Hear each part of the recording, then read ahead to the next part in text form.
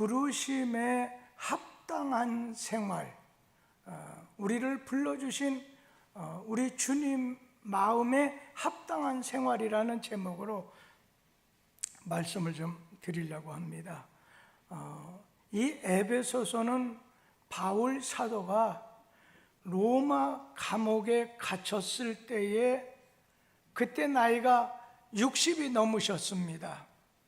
죽을 날이 임박해 오는 것을 느끼면서 이제 이 에베소를 쓰셨습니다. 그런데 에베소서를 보면 6장 말씀까지 있는데 전반부 에베소서 1장에서 3장까지 말씀까지 보면 예수를 믿는 은혜, 예수를 믿는 믿음을 통해서 우리에게 구원에 이르는 진리에 대해서 말씀을 주고 계시고, 그리고 에베소서 이제 4장, 5장, 6장 후반부에서는 자, 너희가 예수를 믿어 구원받은 사람이 됐다면 구원받은 사람으로서 어떻게 살아야 될 것이냐, 그 말은 어떻게 해야 하나님 마음에 합한 자, 합당한 자로 살 수 있겠느냐 하는 말씀을 주제 삼아서 말씀을 하고 계십니다. 오늘 이 에베소에서 바울 사도는 뭐라고 하냐면 우리는 모두 하나님께 부름을 받은 자라, 우리는 하나님께 부름을 받은 자라고 하는 대전제를 말씀하고 있습니다. 바울 자신도 나는 십자가의 복음을, 정말 예수님의 복음을 전하도록 부름받았다고 하는 것을 강조해요. 또 그렇게 고백을 합니다.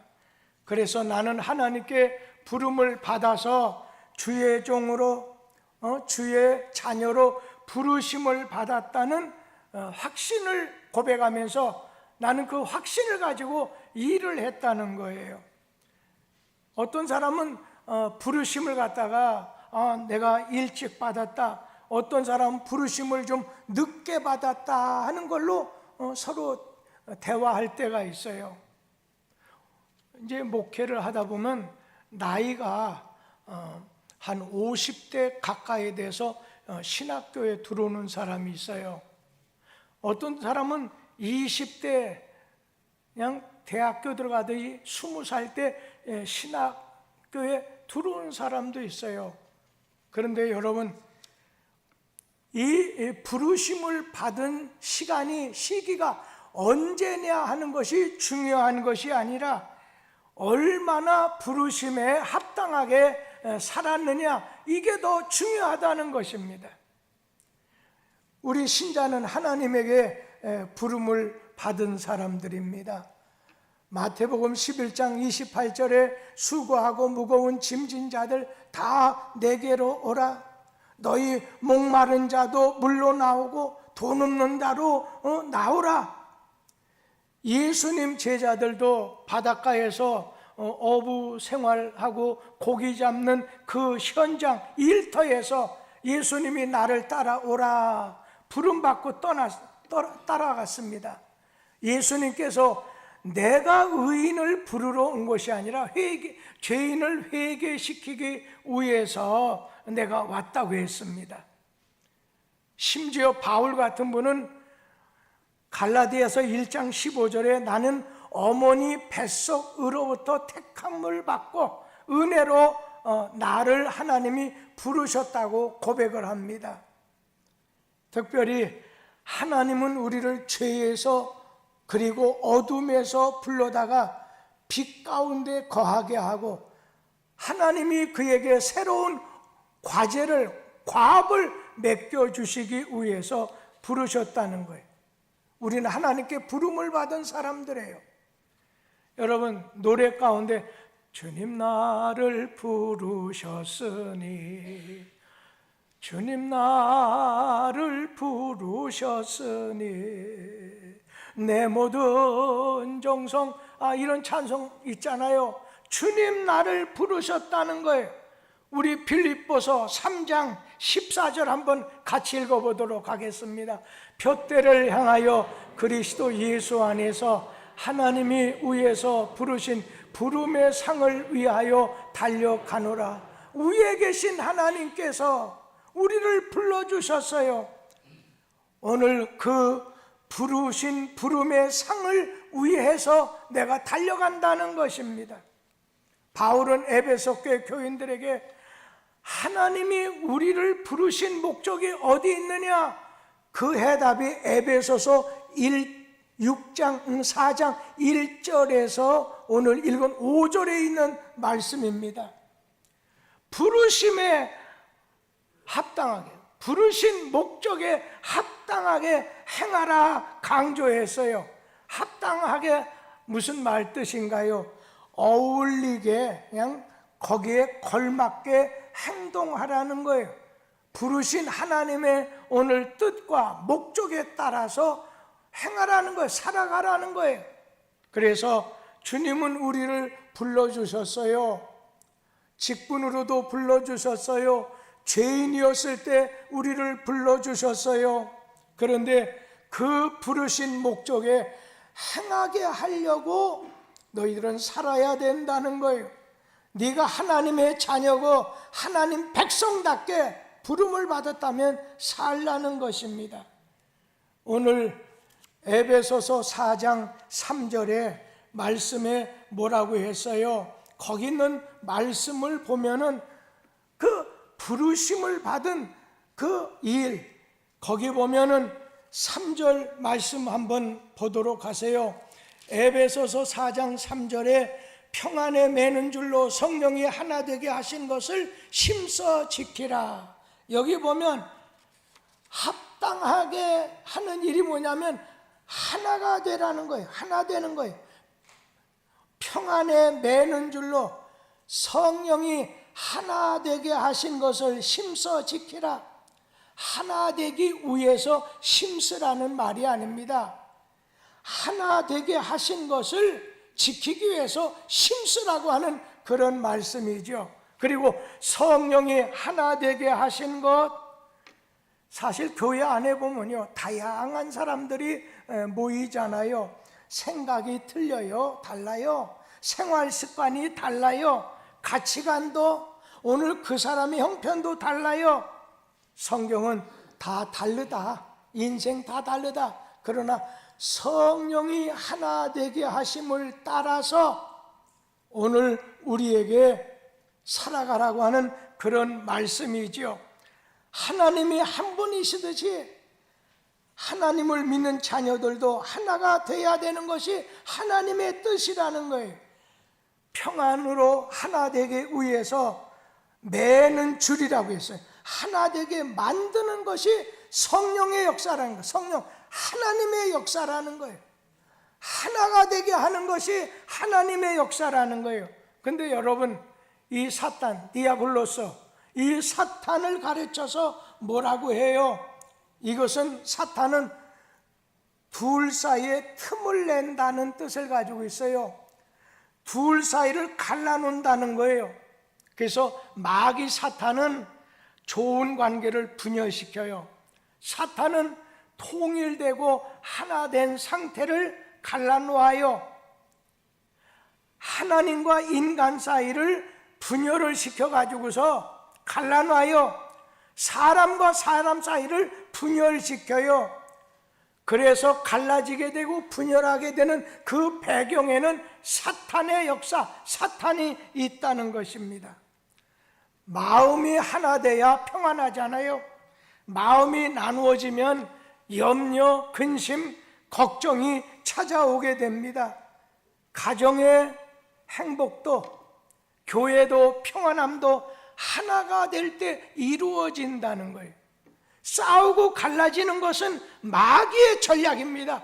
마귀의 전략에 놀아나지 말라는 거예요. 그래서 하나님께 부르심을 받은 자의 삶은 어느 누구와도 화평을 도모해서 하나 되기를 힘쓰세요. 하나 되기를 힘쓰라. 성령은 하나 되게 하시는 거예요. 마귀는 갈라놓는 거예요. 분열시키는 거예요. 갈라치는 거예요. 그러면 오늘 말씀의 핵심이 뭐냐면 하나 되기 위해서 성령이 하나 되게 하심을 심서 지키라고 했는데, 하나 되게 하는 건 성령 하나님이신데 하나 되기 위해서 우리에게 주신 네 가지의 성품을 잘 개발해야 된다는 거예요. 먼저 2절 말씀 한번 보세요. 다 같이 한번 2절 말씀 읽어보도록 하지요. 모든 겸손과 온유로 하고 오래 참음으로 사랑 가운데서 서로 용납하고, 제일 먼저 모든 겸손하기를 심쓰라는 거예요. 하나 되게, 성령이 하나 되게 하실 때 제일 우리 하나님께서는 겸손하기를 심쓰라는 거예요. 우리 행위가 우리 공로로 부르심을 받거나 구원받은 것이 아니에요. 하나님의 은혜로 구원을 받았으니 겸손하기를 심쓰라는 거예요. 우리를 불러주신 예수는 겸손하신 분입니다. 여러분, 겸손한 생활은 자기 부족을 아는 거예요. 사람은 남의 결점, 오늘 남의 부족에 대해서는 찾아내고 들춰내는 건 쉽지만 자기의 부족을 아는 건 어려운 일입니다. 오늘 자기를 어떻게 아는 것이 겸손한 건가요? 자기를 하나님 앞에 죄인입니다, 하나님 앞에 무능한 자라고 하는 걸 아는 거예요. 자기의 결점을 찾아내가지고서 아는 것이 이게 겸손입니다. 사람이 자기를 바로 알려고 하면은 하나님 말씀 앞에 서봐야 돼요. 하나님 말씀 앞에서 자기를 봐야 됩니다.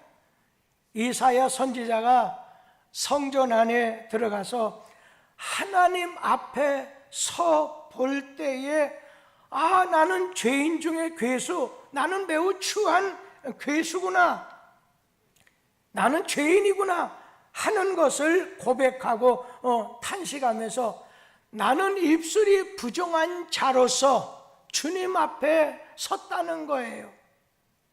그래서 내 합당하지 못한 부정한 입술로 안 되는 내 입술에 주님께서 화조에서 숯불로 내 입을 찢어주라는 거예요. 정결하게 해달라는 거예요. 오늘 여러분, 우리는 하나 되기 위해서는 겸손하라는 거예요. 우리 교회에서 너나 없이 어떤 면으로 네 맛에 사느냐, 나도 내 맛에 산다, 겸손 대신에 주 안에서 겸손해야 되는데 겸손하지 않으면 하나 될 수 없다는 거예요. 겸손은 남을 멸시하지 않아요. 남을 나보다 낮게 여기는 마음이 이게 바로 겸손이지요.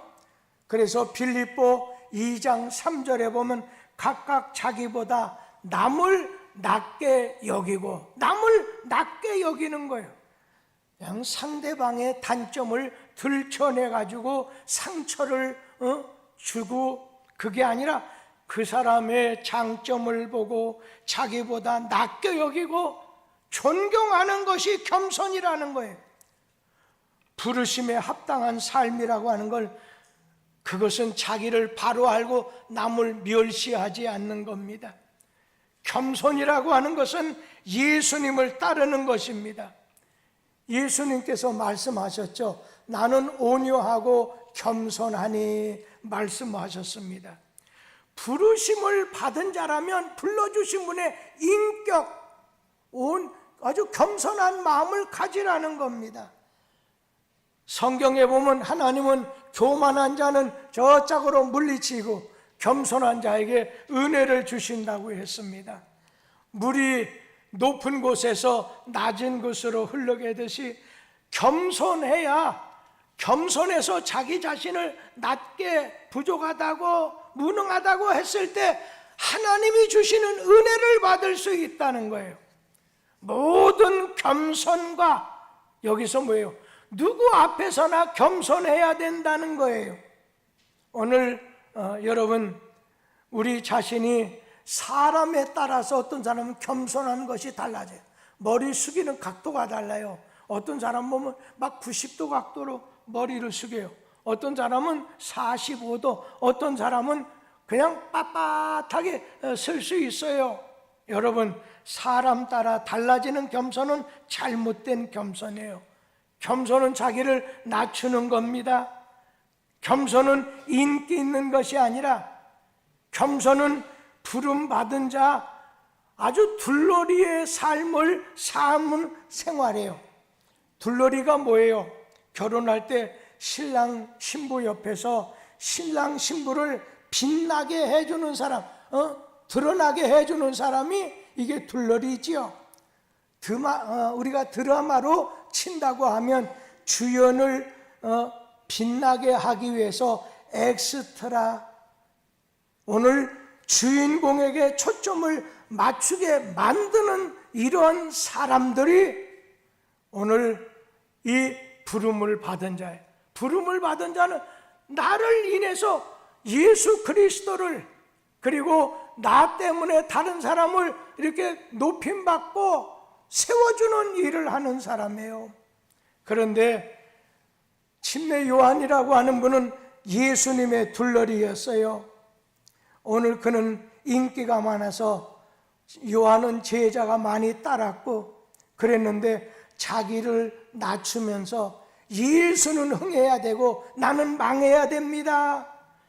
오늘 가인, 사울 왕, 가룟 유다 버림받은 게 뭐예요?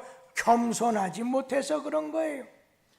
예수님의 둘러리로 예수를 높이고 예수를 나타나게 만들고 예수로 자랑하게 해야 되는데, 예수님이 예루살렘에 들어가실 때 사람들이 연도변에 서서 박수했어요. 아주 환호했어요. 그때 어린 나귀가 만약에 예수님에게 보내는 그 갈채를 자기가 자기에게 박수하는 줄 알고 한번 일어났다고 생각해 봐요. 예수님 떨어지게 되면 이 미친 낙이라고 죽였을 거라고 생각합니다. 오늘 예수님 등장하고 나는 퇴장해야 된다는 거예요. 살아도 주를 위해서, 죽어도 주를 위한 삶이 둘러리의 삶, 곧 겸손한 삶, 하나님에게 합당한 삶이라는 거예요. 그래서 우리가 이번 고난주간 사순절기를 맞으면서 우리는 하나님 마음에 합당한 삶이 돼야 되고, 성령이 하나 되게 하는 하나 되기 위해서 힘써야 되고, 저는 요즘에 주변에 교회들이 막 갈라지는 것이 몇 개 교회가 요즘 보였어요. 시대가 막 경제적으로도 여러 가지 압박감을 주다 보니까 안 좋은 일이 생기는 것 같아요. 그래서 굉장히 근심이 돼요. 어떤 면으로 시대가 서로 간에 나누잖아. 여당 야당이든지 진보 보수라든지. 뚝섬 교회도 기도 많이 해야 돼요. 하는 건 즉시 하는데 뭐 투표하는 거 아니고 금방 하는 거지만 그걸 위해서 성령의 역사로 하나 되게 해달라고 기도해야 되는데, 이런 기도는 안 하고 그냥 금방 우리 뜻대로, 여러분의 감동이 아니라 성령의 감동에 의해서 이루어질 때 그때 행복이 이루어진다는 거예요. 둘째는 무엇에 힘쓰라고 했어요? 온유하기를 힘쓰라. 부르심을 받아서 주님에게 합당한 삶을 살려면 온유하기를 힘쓰라는 거예요. 겸손이라는 것이 자신에 대해서 자기를 낮추는 거라고 하면, 온유라고 하는 것은 다른 사람에 대해서 자기를 낮추는 거예요. 우리를 부르신 예수는 온유한 분이에요. 여러분, 온유라고 하는 온유한 생활이 뭐라고 생각해요? 그건 자기 주관을 버리는 일이에요. 그걸 다른 말로 자기를 부인하고, 자기 부인한다고 하는 건 자기 뜻을 주장하지 말고, 자기 이제 어떤 면으로 주관을 관철시키지 말고 자기를 깨뜨리고 자기를 포기하는 생활을 해야 된다는 거예요. 하나님 앞에 설 때 완고하고 뻣뻣하면 부러지게 돼요. 짐승 중에 뻣뻣하고 강한 놈이 뭐 있어요? 사자도 사나운 짐승 다 죽어서 희귀해요.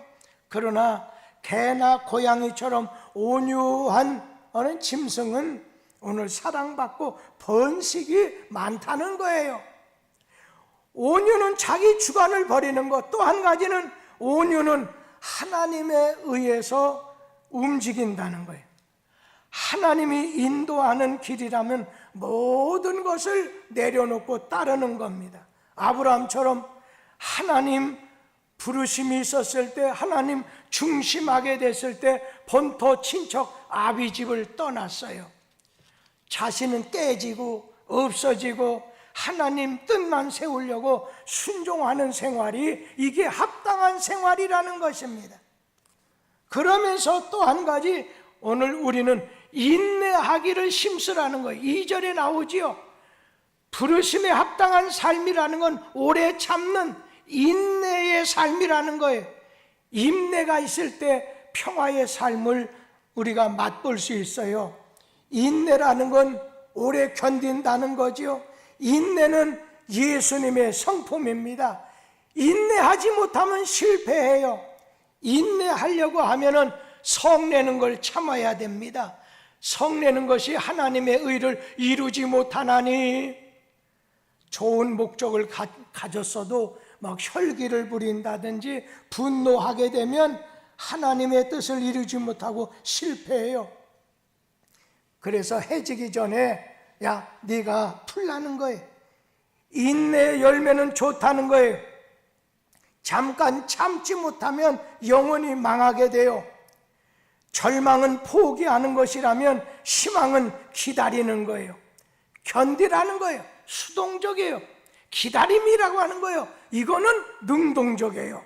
아무리 빨리 달려도 여러분, 1년은 12달이에요. 천천히 걸어도 1년은 12달이에요. 오래 참는 성품이 아닌, 오늘 오래 참는 사람의 오늘 성품이 아니라 인내는 하나님의 성품이에요. 예수님 십자가에 달려 죽기까지 참으셨어요. 그래서 성경 말씀은 자기에게 거역하는 자를 참으셨다. 성령의 열매 가운데 오래 참음과 오래 참음이 있어요. 그런 말이 있어요. 우리가 보험업계나 어떤 자동차업계에 세일즈맨이 한 건 예약하기 위해서 5만 번을 만난다고 하는, 5번을 만난다는 것이 있어요. 어느 땐 무시해서 쫓아내도 그 다음에 또 찾아가는 거예요. 한 사람 전도하기 위해서 20번 찾아가야 성공할 수 있는 확률이 있다고 말하잖아요. 우리는 인내해야 돼요. 인내로 너희 구원을 이루라는 거예요. 그러면서 인내는 모든 시험을 참습니다. 가정에서, 직장에서, 교회에서 시험이 올 때 하나님께 기도하고 예수 생각해서 참고 견디면 생명의 면류관을 얻게 되지만, 그리고 특별히 우리가 어떤 어려운 역경을 당했을 때 내가 죄 없는데도 애매하게 내가 역경, 어려움을 당하게 돼요. 그럴 때 여러분, 하나님의 사랑을 깨닫게 돼요. 태양빛이 비디가면 스스로 막 이렇게 얼었던 거 녹게 되잖아요. 그러나 내가 죄를 지었을 때 당하는 고난, 이것은 하나님의 공의를 깨닫게 되는, 어떻게 보면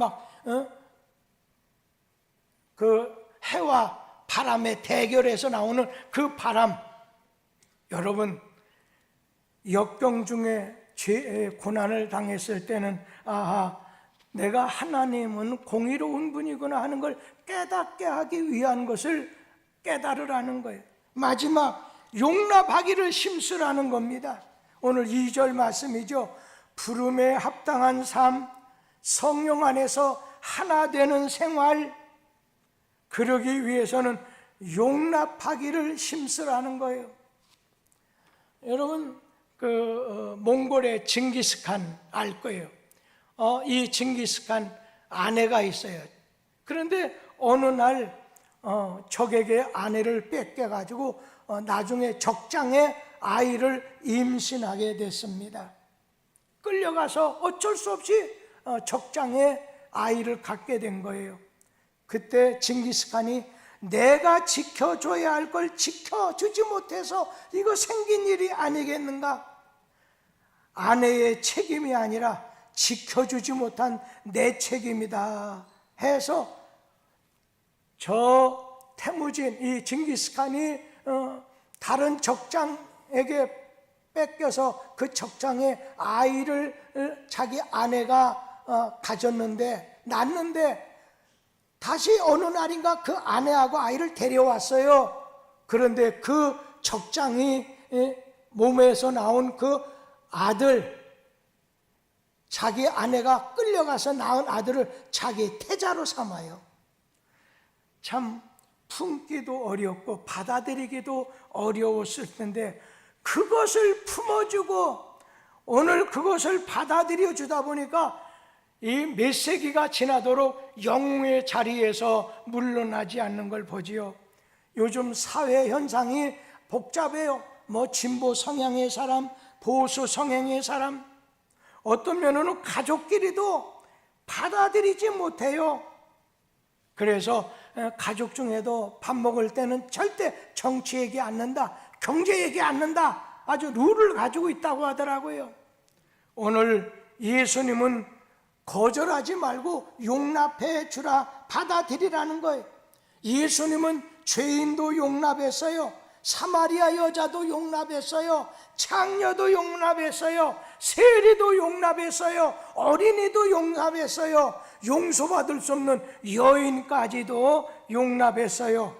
내 마음에 오늘 상대방을 품은 거예요. 마음이 좁으면 우리가 품지 못합니다. 탕자 아버지 보세요. 탕자가 모든 거 다 잊어버리고 거지로 돌아왔을 때 무조건 품어주는 거예요. 무조건 용납하는 거예요. 그런데 그 형 보세요. 맏형, 형은 불만이 가득해서 난 받아들일 수 없다는 거예요. 하나 되기 위해서 서로 용납하라는 거예요. 수용하지 못하는 급한 마음을 가지면 나누어지게 된다는 거예요. 상대방을 바꾸려고 하지 말고 네 마음을 넓히라는 거예요. 오늘 용납은 사랑하는 마음을 오늘 배워야 됩니다. 오늘 사랑은 허다한 죄를 덮어주고 오늘 그래서 무엇보다도 사랑하기를 힘쓰라고 했어요. 다른 것을 찾지 말고 공통점을, 공통되는 것을 찾으라는 거예요. 그랬을 때 하나가 될 수 있다는 겁니다. 고린도 교회를 한번 보세요. 이 고린도 교회는 은사가 엄청나게 물질적으로도 풍성한 교회였어요. 교인도 많았어요. 그런데 그들은 자기 소리를 내고 하나님 소리가 없게 됐을 때 고린도 교회는 어떻게 해요? 분쟁하는 교회. 나는 아볼로파, 나는 그리스도파, 나는 바울파, 나는 베드로파. 여러분, 자기 소리를 내면서 하나님의 소리가 없을 때 분쟁이 생긴다는 거예요. 이 교회 안수 집사님들과 장로님 해야 될 일, 권사님 해야 될 게 뭐겠어요? 여기서는 다른 소리가 나오면요, 10사람이면 10소리 나와요. 그러니까 예수 안에서, 주 안에서 하나 되게 만들어 줘야 된다는 거예요. 100명이 있어요. 그러면 100개로 나눠질 수 있어요. 하나 될 수 있는 건 너도 그리스도의 마음, 나도 그리스도의 마음을 품을 때 하나가 될 수 있는 거지요. 부름받은 자의 삶은 온유하고 겸손하고 오래 참고 용납하라고 했어요. 주 안에서 같은 마음, 한 마음을 품으라는 거예요. 부르신 목적에 따라서 합당하게 생활하는 복된 성도들 되기를 주의 이름으로 축복합니다. 기도하겠습니다. 하나님의 지은